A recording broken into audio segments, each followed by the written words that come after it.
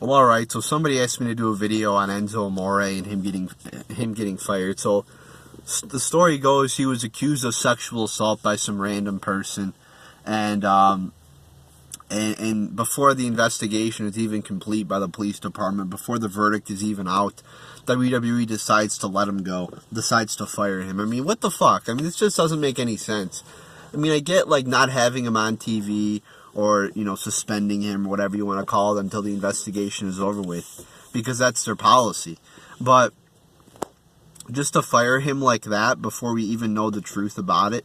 And there's a lot of doubts about this girl's story too, because one of her friends has come out and said that she's a liar about this. So there's a lot of doubts about this, and for WWE just to fire him like that, I mean, it's pretty sickening, actually. And we've been seeing this going on throughout the entire this Me Too movement, you know, that they've been calling it.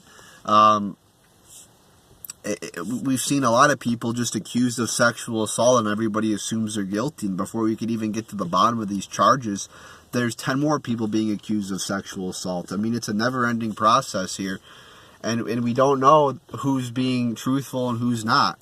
And we're not getting to the bottom of these accusations because there's just so many of them. But I think it was wrong of WWE to fire him before the investigation is even complete. We don't know if he's guilty. We don't know if he's not guilty. So, I mean, just ridiculous. I don't understand that.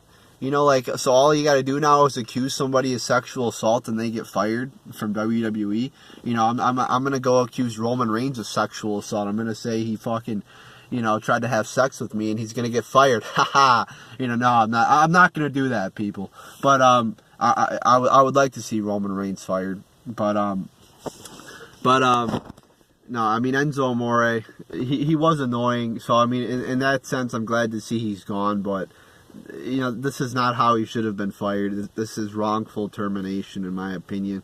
And the company should have waited for the investigation to be completed before they made a decision about firing him.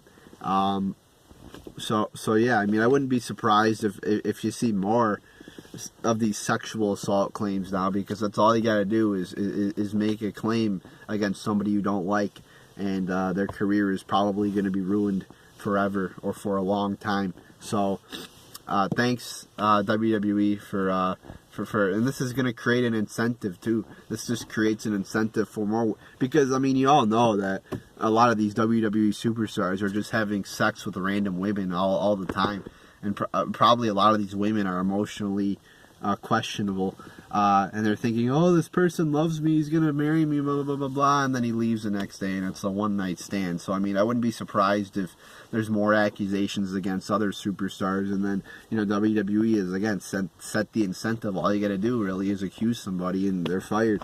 And so, some people are saying that Enzo should have notified WWE that he was under investigation. I mean, yeah, I understand that, but I don't think that's a fireable offense. I don't think that's like something that they should fire him over. Because I mean, we've seen a lot of superstars do some bad things and they don't get fired over the years. So I don't think that's a fireable offense. I think it's a reprimandable offense. You know, Enzo should have at least told somebody that, yeah, I am under investigation and I didn't do it, but I am under investigation. But I don't think that's something he should have been fired over. But it's just sickening overall. It's just sickening to see that this whole Me Too movement has destroyed so many lives. Some justifiably, some probably are totally innocent. So we'll see what happens with this investigation. But and whether he's guilty or not, it's still wrong of WWE to make a decision before the investigation is complete. So there you go, people.